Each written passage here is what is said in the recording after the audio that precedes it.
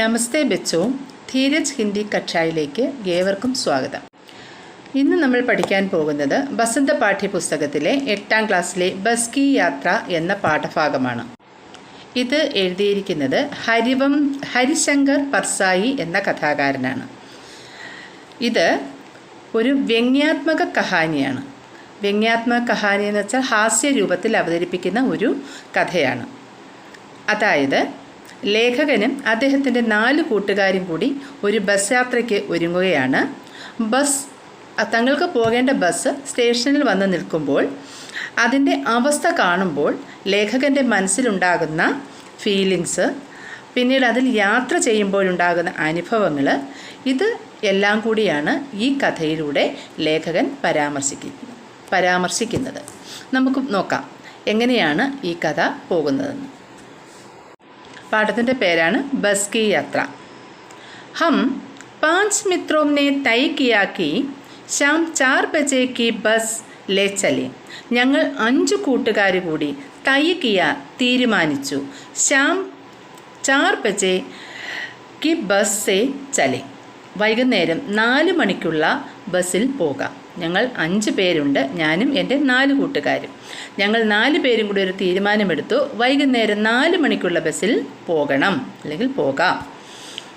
പന്ന സെ EC company की बस सतना के लिए घंटे भर बाद मिलती है. പന്ന സെ ഇസി കമ്പനി की बस, പന്നായിൽ നിന്നും ഈ കമ്പനിയുടെ ബസ് സതന കെ ലിയെ, സതനയിലേക്ക്, പന്ന എന്ന് പറയുന്നൊരു പ്ലേസാണ്, സതന എന്ന് പറയുന്നത് അവർക്ക് എത്തിച്ചേരേണ്ട പ്ലേസാണ്. അപ്പോൾ പന്നായിൽ നിന്നും ഈ ബസ് സതനയിലേക്ക് ഘണ്ടേ ഫർ ബാദ് മിൽത്തി ഹെ, മണിക്കൂറുകൾക്ക് ശേഷമാണ് എത്തിച്ചേരുന്നത്.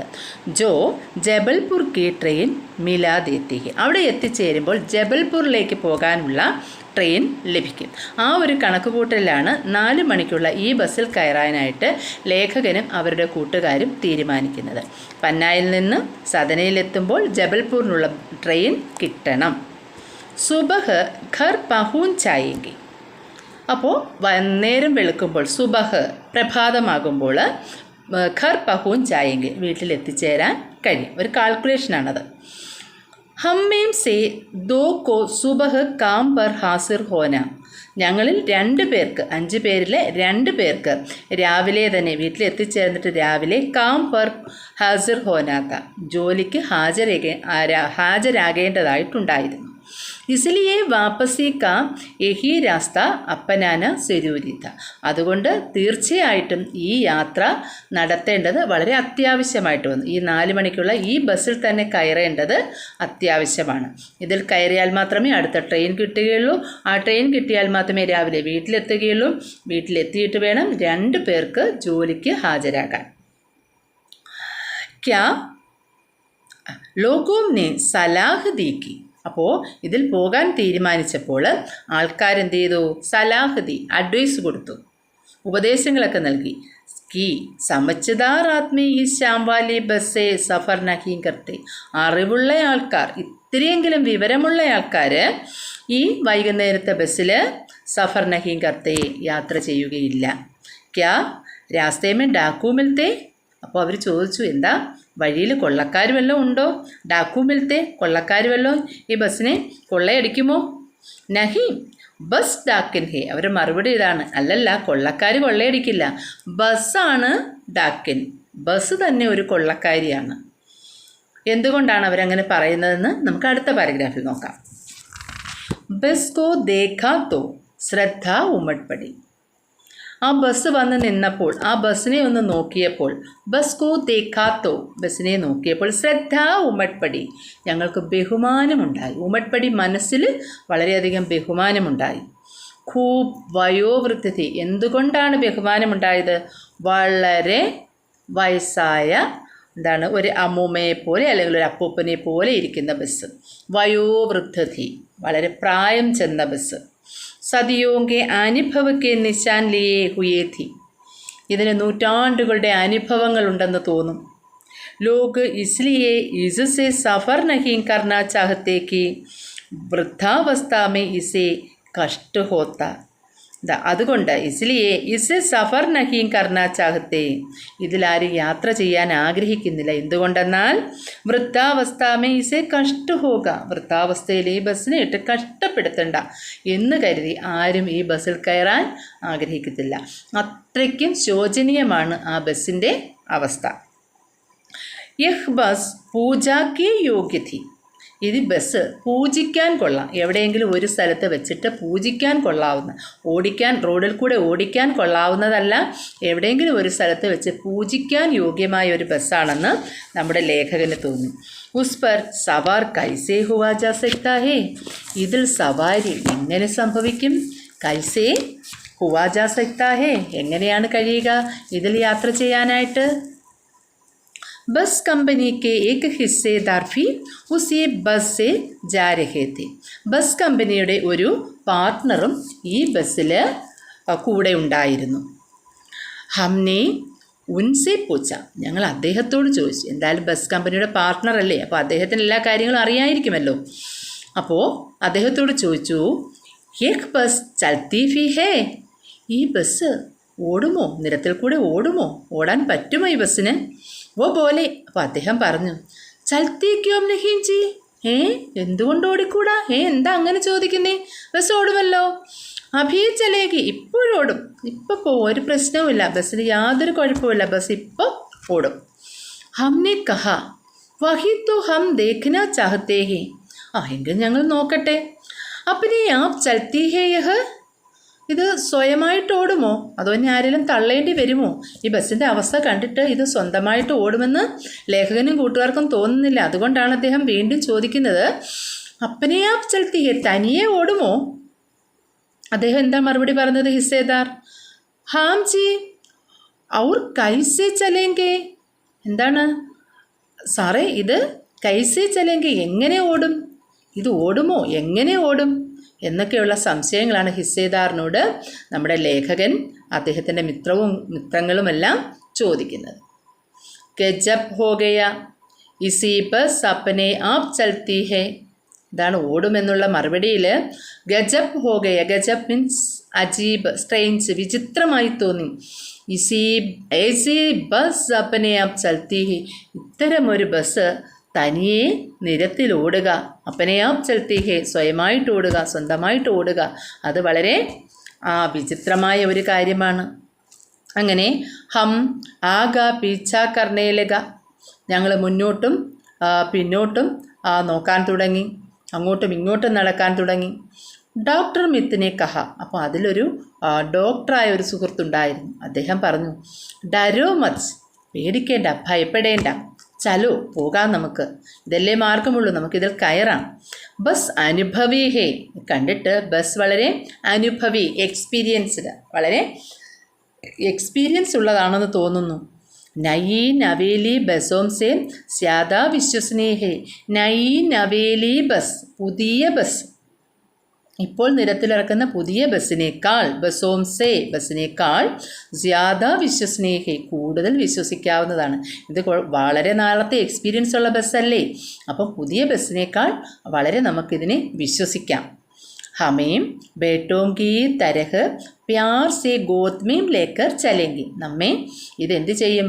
ബേട്ടോങ്കി തരഹ്, മക്കളെ പോലെ, പ്യാർ സേ സ്നേഹത്തോടു കൂടി, ഗോതുമേ ലേക്കർ ചലേങ്കി, മടിയിലിരുത്തി നമ്മളെ ഇത് ബസ്സങ്ങ് കൊണ്ടുപോയിക്കോളും. പ്രായമുള്ള ബസ്സായതുകൊണ്ട് മക്കളെപ്പോലെ നമ്മളെ മടിയിലിരുത്തി ഈ ബസ് കൊണ്ടുപോകും. അങ്ങനെ ഹം ബൈഠ് ഗയേ, ഞങ്ങളെല്ലാവരും ഇരുന്നു. ലേഖകനും അദ്ദേഹത്തിൻ്റെ കൂട്ടുകാരും ബസ്സിൽ കയറിയിരുന്നു. ജോ छोड़ने आए थे वे इस तरह देख रहे थे जैसे अंतिम विदा दे रहे हैं. വേ ചോടിനെ ആയേത്തെ, ഞങ്ങളെ കൊണ്ടാക്കാനായിട്ട് ബസ് കയറ്റി വിടാൻ വന്നവർ. ഇസ്തരഹ് ദേക്ക് രഹേഥേ, ഇപ്രകാരം നോക്കാൻ. വേ ഇസ്തരഹ് ദേക്ക് രഹേഥേ, അവർ ഞങ്ങളെ ഇങ്ങനെയാണ് നോക്കിയത്. എങ്ങനെയാണ്? ജൈസേ, എങ്ങനെയാണ്? അന്തിമ വിദാ ദേ രഹേഹേ, എന്താണ് അവസാന ആ വിടവാങ്ങൽ നൽകുന്നത് പോലെയാണ് ഞങ്ങളെ വിട്ടത്. അതായത് അത്രത്തോളം ദയനീയമായ ബസ്സിലാണ് ഞങ്ങൾ പോകുന്നത്. ഇത് എവിടെ ചെന്ന് നിൽക്കുമെന്നോ എന്ത് സംഭവിക്കുമെന്നോ അവരുടെ മനസ്സിന് വളരെയധികം വ്യാകുലതയുള്ളതുകൊണ്ട് അവരെന്ത് ചെയ്തു, അവസാന യാത്ര എന്നതുപോലെ ഞങ്ങൾക്ക് വിട നൽകി. ഉൻകി ആംഖി കഹിരഹി ഥി, അവരുടെ കണ്ണുകൾ പറയുന്നുണ്ടായിരുന്നു. ആന ജാനാത്തോ ലഗാഹി രഹത്താഹി, വരുന്നതും പോകുന്നതും ഇങ്ങനെ നടന്നുകൊണ്ടേയിരിക്കും. ആയാഹെ സോ ജായേക, വരുന്നു പോകുന്നു. രാജ രംഗ് ഫക്കീർ, രാജാവും രംഗ്, രാജ മീൻസ് കിങ്, രാജാവ്, രംഗ് എന്ന് വെച്ചാൽ ദരിദ്രൻ, പിന്നെ ഫക്കീർ സാധു, ആരായാലും അവരെല്ലാം എന്ത് ചെയ്യുന്നു, വരുന്നു പോകുന്നു. ആത്മീ കോ കുച്ച് കർണേ കെ ലിയേ ഏക് നിമിത് ചാഹിയേ, ആത്മീക്കോ മനുഷ്യർക്ക്, കുച്ച് കർണേക്ക്, കുച്ച് കർണ ആകെ പെട്ട മുന്നോട്ട് പോകാനായിട്ട് ഏക് നിമിത് ചാഹിയേ, ഒരു നിമിത്തമുണ്ട്. അപ്പോൾ ആൾക്കാർ ജനിക്കുന്നു, മനുഷ്യരെല്ലാവരും ജനിക്കുന്നു, അവരെല്ലാവരും മരണപ്പെടുന്നു. അപ്പോൾ അത് എങ്ങനെയെന്ന് പറയാനായിട്ട് കഴിയില്ല. രാജാവായാലും യാചകനായാലും എല്ലാവർക്കും ഒരു സമയമുണ്ട്. നമുക്കൊരിക്കലും മനുഷ്യൻ്റെ മുന്നോട്ടുള്ള പോക്കിനെക്കുറിച്ച് ഒന്നും തന്നെ പറയാൻ കഴിയില്ല. അതാണ് ഞങ്ങളെ ഞങ്ങളെ സ്റ്റേഷനിൽ കൊണ്ടുവിടാൻ വന്ന ആൾക്കാരുടെ കണ്ണുകളിലുള്ള ആ ഒരു വികാരമെന്ന് പറയുന്നത്. അടുത്ത പാരഗ്രാഫ്. ഇഞ്ചിൻ സച്ച്മുച്ച് സ്റ്റാർട്ട് ഹോ ഗയ, അങ്ങനെ അവർ ബസ്സിൽ കയറിയിരുന്നു. ഇഞ്ചിൻ സച്ച്മുച്ച് സ്റ്റാർട്ട് ഹോ ഗയ, എഞ്ചിൻ സ്റ്റാർട്ടായി. സച്ച്മുച്ച് യഥാർത്ഥത്തിൽ തന്നെ സ്റ്റാർട്ടായി. ഏസാ ജൈസി സാരി ബസ് ഹി ഇഞ്ചൻ ഹെ, എഞ്ചിൻ സ്റ്റാർട്ടായപ്പോൾ ഞങ്ങൾക്ക് എന്താണ് തോന്നി, സാരി ബസ് ഹി ഇഞ്ചൻ ഹെ, ബസ് മൊത്തത്തിൽ ഒരു എഞ്ചിനാണെന്ന് തോന്നി. അവർ ഹം ഇഞ്ചൻ കെ ഫീതർ ബൈട്ടേ ഹെ, ഞങ്ങൾ ആ എഞ്ചിനുള്ളിലാണ് ഇരിക്കുന്നത്. ബസ് മൊത്തത്തിലൊരു എഞ്ചിനാണ്, ഞങ്ങൾ ആ എഞ്ചിനുള്ളിലാണ് ഇരിക്കുന്നത് എന്നുള്ള ഒരു ഫീലിംഗാണ് ബസ് അങ്ങോട്ട് സ്റ്റാർട്ട് ചെയ്തപ്പോൾ ഉണ്ടായത്. കാഞ്ച് ബഹുത് കം ബച്ചേത്തി, ബസ്സിൻ്റെ വിൻഡോസ് ഗ്ലാസ് ഉണ്ടല്ലോ, അതെല്ലാം വളരെ കുറവാണ് ഉണ്ടായിരുന്നത്. കുറേ വർഷമായ വയസ്സായ ബസ്സാണ്, അപ്പോൾ അതിൽ ഗ്ലാസ്സുകളൊക്കെ വളരെ കുറവായിരുന്നു. ജോ ബജേത്തെ ഉൻസെ ഹമേ ബച്ചിനാത്ത, കുറേ ബാക്കിയുണ്ടായിരുന്നു, അതിനെ ഞങ്ങൾ അവിടെ തന്നെ സൂക്ഷിച്ചു വെച്ചു.